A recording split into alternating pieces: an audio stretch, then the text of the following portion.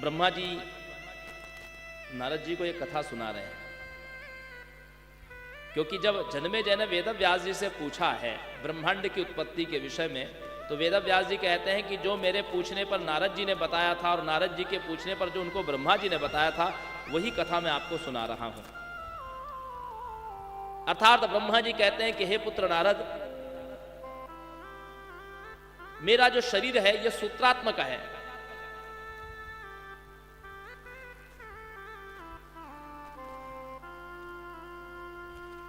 इस प्रकार देवी ने अपनी तीन शक्तियों को प्रकट करके हम तीनों देवताओं को दिया और इस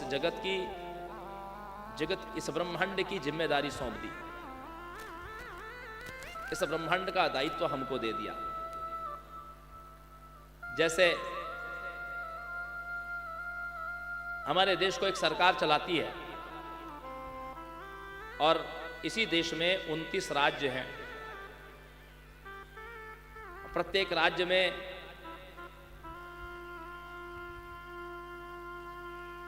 अलग अलग विधानसभा क्षेत्र हैं। प्रत्येक क्षेत्र का एक विधायक होता है। उस विधानसभा क्षेत्र, प्रत्येक विधानसभा क्षेत्र में भी कई प्रभाग होते हैं।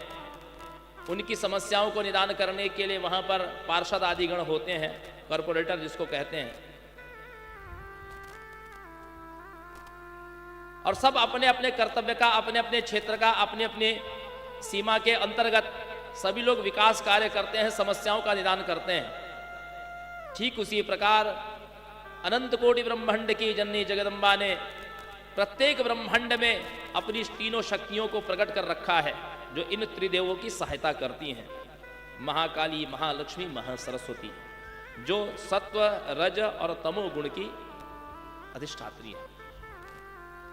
सूत जी से शौनक जी ने पूछा है और इधर जन्मेजय ने पूछा है व्यास जी से कि गुरुवर, एक बात मैं जानना चाहता हूं कि ये जो तीनों देवियां हैं, जिनमें सत्वगुण, रजोगुण, तमोगुण की प्रधानता है, तो क्या वो एक ही गुण से संपन्न रहती हैं?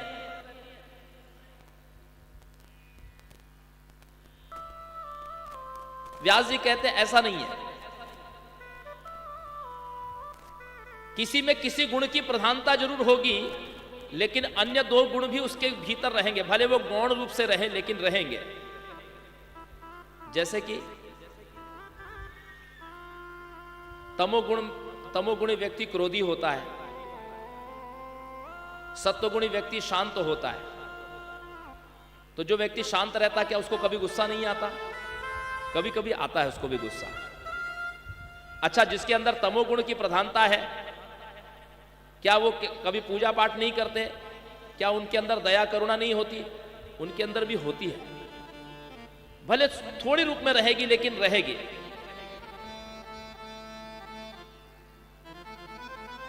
तो ये तीनों गुण जो हैं, तीनों गुण देखिए, महालक्ष्मी के भीतर सत्वगुण है, इसलिए उनकी सात्विकी पूजा होती है। महासरस्वती के भीतर रजोगुण है, इसलिए उनकी रजोगुणी पूजा होती है। और महाकाली तमोगुण प्रधान है, इसलिए मां की तामसी पूजा होती है। यह बात मैं बड़े धीरे से कहने जा रहा हूं कि देवी की पूजा में बलि आदि का भी विधान है। बलि आदि का विधान है। महिष बलि, छाग बलि, कुक्कुट बलि, वराह बलि,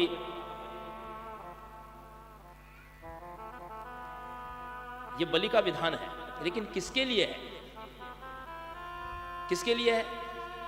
पहली बात, बलि प्रधान पूजा दानवों के लिए बताई गई है। अथवा तो जो व्यक्ति मांसाहारी है या जिनकी कुल परंपरा से तामसी पूजा होती आ रही है और उनकी कुल देवी महाकाली उनकी अधिष्ठात्री देवी हैं, उनके लिए ऐसी पूजा है, हर व्यक्ति के लिए नहीं है।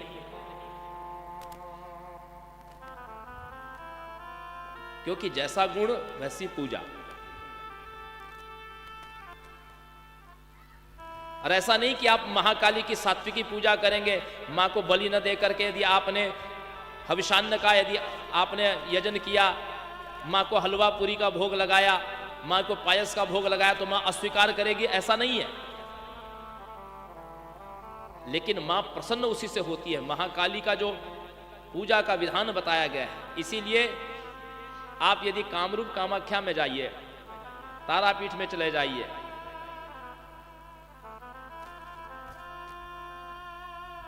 जिन स्थानों पर वाम मार्ग से पूजा होती है, जैसे 51 शक्तिपीठ है, तो नाभि से नीचे के अंग और आभूषण जहां जिन स्थानों पर गिरे, उन स्थानों पर देवी की वाम मार्गी पूजा होती है, वाम मार्गी उपासना होती है। तो वाम मार्ग में ये पंचमकार से ही उपासना बताई गई है। और वाम मार्ग की पूजा सर्वसामान्य को ठीक से समझ में नहीं आएगी, उसमें मांस भी है, मदिरा भी है।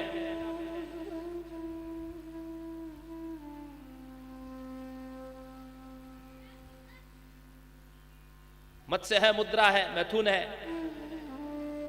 ये किसी योग्य गुरु की सानिध्य में ही जो साधना करे वही वाम मार्ग को समझ सकता है। किताब पढ़ करके या अपने मनमानी यदि उपासना करे तो साधक की बहुत हानि हो सकती है, जीवन तक की हानि हो सकती है वाम मार्ग में। तो भगवती की वाम मार्ग से भगवती महाकाली, तारा आदि जो महाविद्याएं हैं, छिन्नमस्तिका, धूमावती, इन सब की वाम मार्गी उपासना होती है। उच्छिष्ट चांडाली, कर्ण पिशाचिनी, पुड़िंदिनी, ऐसी बहुत सारी विद्याएं हैं। यदि मैं उनकी उपासना का यहां वर्णन करूं तो आपको आश्चर्य हो जाएगा। कई उपासना ऐसी है कि आपको शव के शरीर पर, वक्षस्थल पर बैठ करके आपको पूजा करनी है। एक मृत शरीर के ऊपर बैठ करके आपको पूजा करनी है। कई उपासनाएं ऐसी हैं जिसमें आपको मरे हुए मनुष्य के अंग खाने हैं।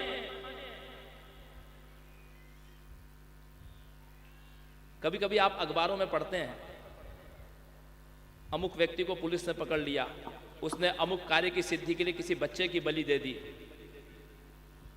तो ऐसी जो कर्म करने वाले हैं वो अधूरे ज्ञानी साधक लोग हैं, जिनको ज्ञान नहीं है। लेकिन ये बहुत उत्कट उद्भट साधनाएं होती हैं। ये सब, इन सारी साधनाओं की सिद्धियों की अधिष्ठात्री देवी महाकाली ही होती है।